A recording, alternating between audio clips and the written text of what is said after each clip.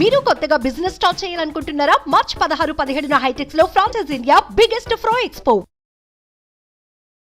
నమస్తే, welcome to Suman TV. నేను విష్ణు. ప్రస్తుతంతో పాటు బిజినెస్ అనలిస్ట్ రేవంత్ చలమలా ఉన్నారు. వారితో మాట్లాడదాం.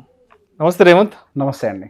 ఏంటి రేవంత్, ఈ మధ్య మార్కెట్లో ఎక్కడ చూసినా కూడా మ్యూచువల్ ఫండ్స్ మిడ్ క్యాప్స్ మీద, స్మాల్ క్యాప్స్ మీద ఆంఫీ అండ్ సెబీ వాళ్ళు తీసుకొచ్చిన కొత్త నియమ నిబంధనల గురించి ఎక్కువ డిస్కషన్ చేస్తున్నారు.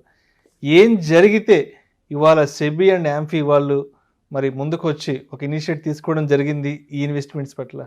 బేసిక్గా దీన్ని మనం ఒక ఇన్వెస్టర్ ప్రొటెక్షన్ యాక్షన్ లాగా మాత్రమే చూడాలి. అక్కడ ఏదో స్మాల్ అండ్ మిడ్ క్యాప్ మీద వాళ్ళకేదో వ్యతిరేకత అనేది కాదు. సో బేసిక్గా రీసెంట్గా వస్తున్న ఇన్ఫ్లోస్ అన్నీ కూడా మన ఇండియాలో ఎక్కువ మిడ్ అండ్ స్మాల్ క్యాప్ మీదకే ఇంట్రెస్ట్ చూపిస్తున్నాయి. లార్జ్ క్యాప్ మీద మిగతా వాటి మీద ఎక్కడ డెబ్ బేస్ మ్యూచువల్ ఫండ్స్ మీద కానీ ఎక్కడ కూడా పెద్దగా ఇంట్రెస్ట్ చూపించట్లేదు. అండ్ మనకి ఇన్వెస్ట్మెంట్ బుక్ కూడా అంటే ఎస్ఐపి బుక్ కూడా మంత్ ఆన్ మంత్ బాగా పెరుగుతుంది. అండ్ రీసెంట్గానే వచ్చింది కదా, దాదాపుగా 9 కోట్ల demat accounts, active demat accounts NSC active demat accounts సుమారుగా 9 కోట్లకు చేరింది. సో బేసిక్గా మనకి ఇన్వెస్టర్స్ అనేవాళ్ళు భారతదేశంలో పెరుగుతున్నారు. సో పెరగటం ఒకటే ఇంపార్టెంట్ కాదు, వాళ్ళ పెట్టుబడులు రావడం ఒకటే ఇంపార్టెంట్ కాదు, వాళ్ళు పెడుతున్నటువంటి పెట్టుబడులను ప్రొటెక్ట్ చేసేటువంటి బాధ్యత కూడా ప్రభుత్వం మీద ఉంటుంది. ఆ ప్రభుత్వం నియమించిన ఒక బాడీ మనకు ఒక రకంగా సెబీ. అంటే పెట్టుబడిదారుల యొక్క ప్రయోజనాన్ని కాపాడడం ఎగ్జాక్ట్ ఉద్దేశం. ఎగ్జాక్ట్లీ. ఎందుకు ఎప్పుడైనా కానీ ఏదైనా డీప్ కరెక్షన్ జరిగినట్లయితే మనకి మొదటగా కరెక్షన్ జరిగేది స్మాల్ అండ్ మిడ్ క్యాప్ లో. ఫస్ట్ స్మాల్ బాగా డీప్ కరెక్షన్ జరుగుతుంది, ఆ తర్వాత మిడ్ క్యాప్ డీప్ కరెక్షన్ జరుగుతుంది, ఆ తర్వాత లార్జ్ క్యాప్ కొంతవరకు. సో బేసిక్ గా ఇప్పుడు పర్టికులర్ గా ఆల్మోస్ట్ మనకి లాస్ట్ 2023లో దాదాపుగా 50-60% small and mid cap rallies జరిగాయి. ఎస్, ఈ 50-60% ర్యాలీలో ఎవరైతే ఈ కొత్త ఊపును చూసి మీరు గమనించినట్లయితే కొత్త అకౌంట్స్ కూడా మార్కెట్ ఇట్లా పరుగులు పెట్టేటప్పుడు వస్తాయి. 2023 జూన్ జూలై నుంచి మార్కెట్ బాగా ర్యాలీ స్టార్ట్ అయ్యింది. ఎప్పుడైతే ర్యాలీ ఉంటుందో సహజంగా అప్పుడే కొత్త అకౌంట్లు వస్తుంటే అదే టైంలో మనకి ఎస్ఐపి బుక్ వాల్యూ అనేది పెరుగుతూ ఉంటుంది సహజంగా. సో ఇప్పుడు వస్తున్నటువంటి ఎస్ఐపి బుక్స్ కనుక పెరిగిపోతూ ఉంటే ఏదైనా డీప్ కరెక్షన్ జరిగినట్లయితే ఫస్ట్ పెట్టుబడిదారులందరూ ఇబ్బంది పడతారు. రెండు, ఇప్పుడు దాకా ఏదైతే ఒక మార్కెట్ మీద ఒక బ్యాడ్ ఒపీనియన్ ఉంది చూసారా, డబ్బులు పెడితే రావు పోతాయి అని, మళ్ళీ అది బలపడుతుంది. ఇప్పుడిప్పుడే మన ఇండియా అంతా కూడా కొంతవైపు కొద్ది వరకు పాజిటివ్గా చూస్తుంది ఈ మ్యూచువల్ ఫండ్స్ని కానీ స్టాక్ మార్కెట్ని అంటే ఈక్విటీ మార్కెట్ని. సో ఇటువంటి సమయంలో వాళ్ళు కనుక డబ్బులు కోల్పోయినట్లయితే వాళ్ళ కష్టజితము పోతుంది. రెండు, దీని మీద నెగిటివిటీ కూడా స్ప్రెడ్ అవ్వడానికి మరొక అవకాశం దొరుకుతుంది అని ఒక ఉద్దేశంతో వాళ్ళు చెప్పింది కూడా ఏంటి అని అంటే కొంతవరకు ఇన్ఫ్లోస్ని నియంత్రించండి, ఏమన్నా విత్డ్రాల్స్ ఉన్నా కానీ వాటిని కూడా ఒకేసారి బల్క్ అమౌంట్స్ లాగా విత్డ్రాల్స్ కానివ్వకుండా కొంత అమౌంట్స్ని మాత్రం విత్డ్రాల్స్ అయ్యేలాగా చూడండి అని. సో దీనికి సంబంధించిన జాగ్రత్తలు ఆల్రెడీ టాటా అండ్ నిప్పాన్కి సంబంధించిన స్మాల్ క్యాప్ ఫండ్స్ ఆల్రెడీ తీసుకున్నాయి. కొత్తగా వస్తున్నటువంటి అంటే పర్టికులర్గా లంసమ్ ఇన్వెస్ట్మెంట్స్ని ఎంకరేజ్ చేయకూడదని నిప్పాన్ ఇంతకుముందు నిర్ణయం తీసుకుంది. సేమ్ ఇలానే టాటా కూడా కొన్ని నిర్ణయాలు తీసుకుంది. సో మనం కూడా గత వీడియోస్లో ఇంతకుముందు కూడా చాలాసార్లు చెప్పాం, మన స్మాల్ అండ్ మిడ్ క్యాప్ విషయంలో పర్టికులర్గా చాలా జాగ్రత్తగా ఉండాలి. మనం 2021 సంవత్సరంలో చూసిన ర్యాలీ లాగా 2023-24 సంవత్సరాలు అయితే ఉండవు.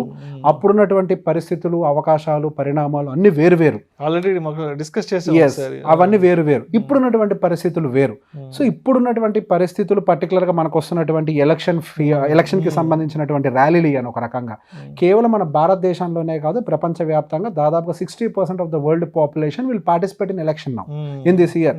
అటు యుఎస్లో కూడా డిసెంబర్ ఎలక్షన్స్ ఉన్నాయి, దాదాపుగా మనకు కూడా ఇంకా రానున్న 1.5-2 months ఎలక్షన్స్ ఉన్నాయి. సో సహజంగానే ఎలక్షన్స్ ఎక్కడైతే జరుగుతుంటాయో దానికి సంబంధించిన ర్యాలీస్ ఉంటూ ఉంటాయి. సో అదే ర్యాలీ కంటిన్యూ అవుతుంది. సో ఇదే కొనసాగుతుందా అని అంటే మనం చెప్పడానికి లేదు. దానికి గల ప్రధాన కారణాలు ఏంటి? ఒకవైపు మనం ప్యారలల్గా ఉన్నటువంటి యూకే అండ్ జపాన్ రిసెషన్స్లోకి ఎంటర్ అవుతూ ఉన్నాయి. అండ్ మనకి యూఎస్ డేటా ఏమంత పాజిటివ్గా లేదు. అండ్ రెండు, ఇది నా personal opinion, I don't know how true it is up to subject to correction. ఇది ఇప్పుడు పర్టికులర్గా ఎలక్షన్స్ టైంలో వచ్చేటువంటి డేటాస్ని కూడా పూర్తిగా నమ్మటానికి ఉండదు. ఎలక్షన్ బేస్డ్గానే కొన్ని యూఎస్లో డేటాస్ రిలీజ్ అవుతూ ఉంటాయి. ఇండియా ఏ కంట్రీలో అయినా కానీ ఎలక్షన్స్ దృష్టిలో పెట్టుకొని వాటికి సంబంధించిన రిఫార్మ్స్ని తీసుకొస్తారు. ఆ సెంట్రల్ బ్యాంక్స్కి సంబంధించిన నిర్ణయాలను కూడా చెప్తూ ఉంటారు. సో బేసిక్గా ఇప్పుడు వస్తున్నటువంటి అంత పాజిటివ్ వైబ్ని బేస్ చేసుకొని ఇన్వెస్ట్మెంట్స్ గ్రో అవుతున్నాయి. ఒక్క చిన్నపాటి డిప్ వచ్చినా కానీ ఎవరు తట్టుకునే కండిషన్స్లో ఉండరు అని ఒక ఉద్దేశంతో ఒక ప్రొటెక్షన్ యాక్షన్ కింద మాత్రమే, అది కట్టడి చేయటం కాదు, కేవలం అంటే కొంతవరకు కంట్రోల్ చేయండి. అసలు ఎంత మీ దగ్గర ఉన్నటువంటి డేటా ఏంటో ఫస్ట్ మాకు పంపించండి. అసలు ఏంటి మీ డేటా, ఇప్పటి వరకు ఏం జరిగింది ఏం జరిగింది అనేది ఒక డేటా మాకు పంపించండి అని ఒక మాట మాత్రమే చెప్పారు. దీనివల్ల కంప్లీట్ గా ఈక్విటీ మార్కెట్ కి ఏం నెగిటివ్ కాదు. బేసిక్ ఆ రోజు కొంతవరకు ఏదో ఈక్విటీ మార్కెట్స్ రియాక్ట్ అయ్యాయి, కానీ మనం దీన్ని ఇంకొక యాంగిల్లో చూసినట్లయితే ఇప్పుడు మిడ్ అండ్ స్మాల్ క్యాప్ లో కనుక ఇన్ఫ్లోస్ కొంత కంట్రోల్ చేస్తే నెక్స్ట్ అడ్వాంటేజ్ దేనికి జరుగుతుంది? డెఫినెట్ గా లార్జ్ క్యాప్స్. ఇప్పటి వరకు మనకి ప్రైవేట్ సెక్టర్ బ్యాంక్స్ లో ఉన్నటువంటి మనకి లార్జెస్ట్ బ్యాంక్ హెచ్డిఎఫ్సి బ్యాంక్ చాలా డిప్ లో ఉంది. రిలయన్స్ అయితే ఈ మధ్య ర్యాలీలో పార్టిసిపేట్ చేసింది. సో బేసిక్ గా మనకి ఐటీ సెక్టర్ ఇంకా ర్యాలీలో పార్టిసిపేషన్ ప్రాపర్ గా జాయిన్ కూడా కాలేదు. సో టీసీఎస్ కానివ్వండి, లేకపోతే ఇన్ఫోసిస్ కానివ్వండి, ఇవన్నీ కూడా ఇంకా మనకి చాలా పార్టిసిపేట్ చేయాల్సి ఉంది మనకి బుల్ రన్ లో. సో బేసిక్ గా going for the large and mid cap లో కనుక కంట్రోల్డ్ ఫ్లో జరిగితే గనక నెక్స్ట్ డెఫినెట్ గా మనకు అది లార్జ్ క్యాప్ లో అడ్వాంటేజ్ జరుగుతుంది. మనం కరెక్ట్ గా ఇయర్ ఎండింగ్ వీడియో చేసేటప్పుడు కూడా అదే మాట చెప్పుకున్నాం. మనకి అట్రాక్టివ్ గా యాజ్ ఆఫ్ నో ఏదైనా ఉంది అని అంటే కేవలం లార్జ్ క్యాప్ మాత్రమే. మిడ్ అండ్ స్మాల్ క్యాప్ మాత్రం కొంతవరకు రిస్క్గా అనిపిస్తుంది.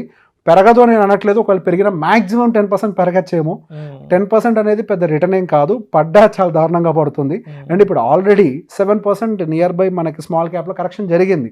ఎవరైనా లాస్ట్ లెగ్ ఆఫ్ ద ర్యాలీలో ఒక 10 లక్షలు లంసం పెట్టుంటే వాళ్ళకి ఆల్రెడీ 7% డిప్ అంటే పెద్ద వాల్యూ, అంటే దాదాపు 70,000 రూపాయలు నెగిటివ్ లో కనిపిస్తుంది పెట్టిన వెంటనే. సో ఇటువంటి పరిస్థితుల్లోకి వెళ్లకుండా ఉండేందుకే వీళ్ళకి అవగాహన లేదు కాబట్టి, పెట్టుబడిదారులకి ఎలాగో అవగాహన లేదు, ఏ టైంలో ఈక్విటీలో పెట్టాలో తెలియదు. సింపుల్ గా మ్యూచువల్ ఫండ్ నాకు అంతా తెలుసు, ఒక బటన్లో ఉంటుంది, కొడితే డబ్బులు పోతాయి, డబ్బులు అందులోకి పోతాయి లేదో నాకు తెలియదు, కానీ రాంగ్ టైంలో పెడితే మాత్రం మీ డబ్బులు పోతాయి. So timing is very important.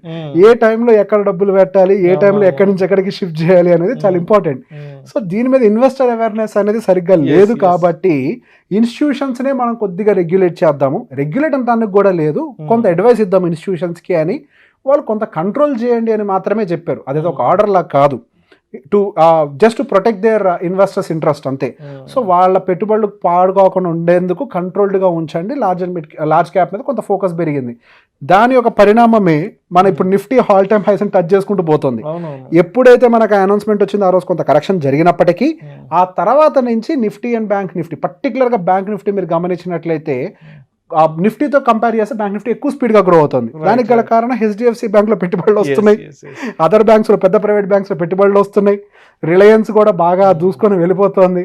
So basic ఇప్పుడు ఏవైతే రియల్ క్వాలిటీ స్టాక్స్ ఉన్నాయో అవి మూవ్మెంట్ స్టార్ట్ చేశాయి. ఈ HDFC bank, Reliance, TCS, Infosys అని క్వాలిటీ స్టాక్స్ ఇవన్నీ కూడా మూమెంటంలోకి వచ్చేసాయి. సో మనకి అందుకే ఇప్పుడు దాదాపు 22,800 కూడా క్రాస్ చేసింది నిఫ్టీ. బ్యాంక్ నిఫ్టీ ఇప్పుడు కొంచెం ర్యాలీలో పార్టిసిపేషన్ లోకి వచ్చింది. సో బేసిక్గా జస్ట్ టు ప్రొటెక్ట్ ఈ లార్జ్ క్యాప్స్లో కొంతవరకు ఇన్వెస్ట్మెంట్స్ ఉన్నా కానీ డిప్ పెద్దగా హెవీగా ఉండదు. ఏదైనా ప్రమాదం జరిగినా కొంతవరకు రీజనబుల్ డిప్సే వస్తూ ఉంటాయి.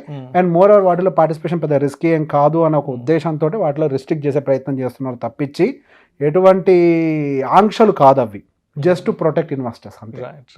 Thank you so much Revanth. Thank you అండి.